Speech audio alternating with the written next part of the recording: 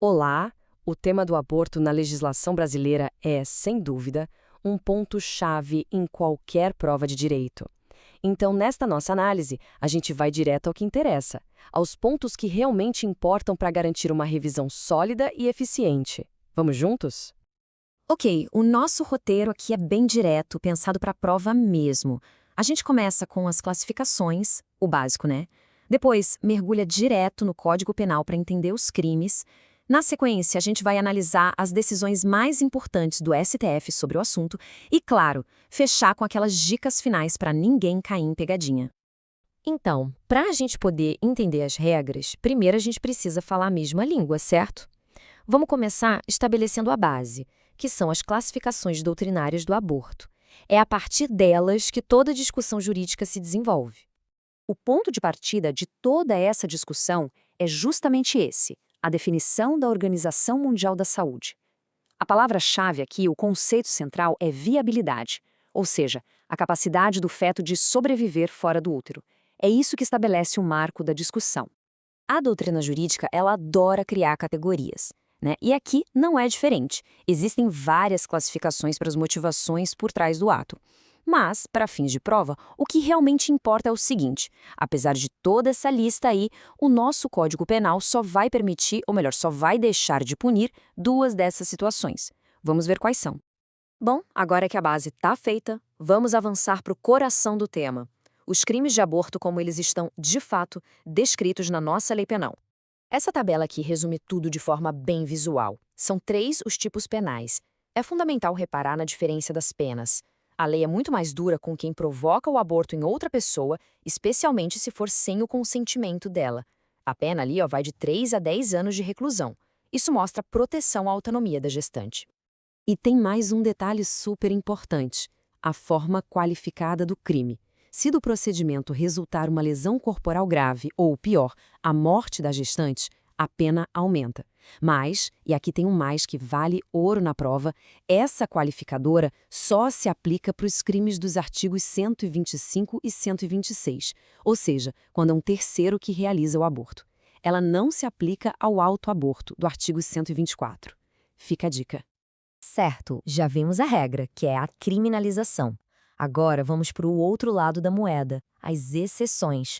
Quando é que a lei diz que o aborto não será punido? O artigo 128 é o ponto central das exceções legais. Ele traz o que a gente chama de excludentes de ilicitude. São duas situações bem específicas. De um lado, o aborto necessário, que é para salvar a vida da gestante, e do outro, o chamado aborto sentimental, que é no caso de gravidez resultante de estupro. Olha, essa parte aqui despenca em prova, então, muita atenção. O que é preciso saber? A palavra da vítima é o que vale. Ponto. Não precisa de autorização do juiz, não precisa de boletim de ocorrência, não precisa de laudo do IML.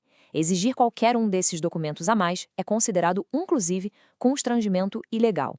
Simples, né? Mas é um detalhe que faz toda a diferença. Bom, o texto da lei é uma coisa, mas a interpretação dos tribunais, principalmente do Supremo Tribunal Federal, é o que realmente molda a aplicação da lei no dia a dia. Então vamos ver como o STF tem se posicionado sobre isso. A primeira grande decisão que todo mundo que estuda o tema precisa conhecer é a ADPF 54. Ela tratou daquela situação extremamente delicada da anencefalia, que é a má formação do cérebro do feto. E essa frase do ministro Marco Aurélio Mello resume bem o espírito da decisão. O foco do Supremo não foi a vida do feto, que já era considerada inviável, mas sim a dignidade da pessoa gestante. A Corte entendeu que obrigar a continuidade dessa gestação seria uma forma de tortura psicológica. Para a prova, o ponto crucial é este. O STF fez uma distinção muito clara. A interrupção da gestação de um feto anencéfalo não é aborto eugênico. A questão não é selecionar características, mas sim a constatação médica da total inviabilidade de vida fora do útero. Tecnicamente, a Corte nem chamou de aborto, mas de antecipação terapêutica do parto. Guarde esse termo. Seguindo em frente, a gente chega a outro caso super famoso e muito cobrado, o Habeas Corpus 124.306, que discutiu a questão do aborto realizado nas primeiras 12 semanas de gestação. A argumentação aqui foi muito forte. Ela se baseou numa colisão de direitos fundamentais. De um lado, a proteção da vida intrauterina, do outro, direitos da mulher, como a autonomia sobre o próprio corpo, a integridade física e psíquica e a igualdade de gênero. Foi um debate bem profundo. E agora, atenção máxima, porque aqui mora a pegadinha clássica de concurso, de prova da OAB, de tudo. Muita gente acha que o HC 124.306 liberou o aborto no primeiro trimestre no Brasil todo, e a resposta é não, de jeito nenhum. Essa decisão, que foi da primeira turma do STF, só valeu para aquele caso específico, tá? Ela não tem o que a gente chama de efeito vinculante, ou seja, a regra geral do Código Penal continua valendo.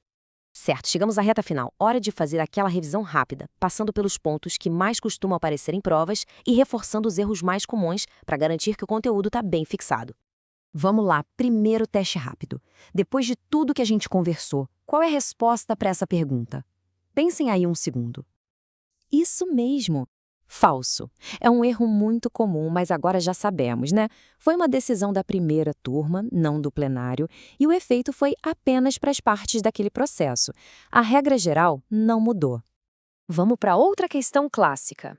No caso do aborto sentimental, lá do artigo 128, inciso 2, o boletim de ocorrência é um requisito obrigatório?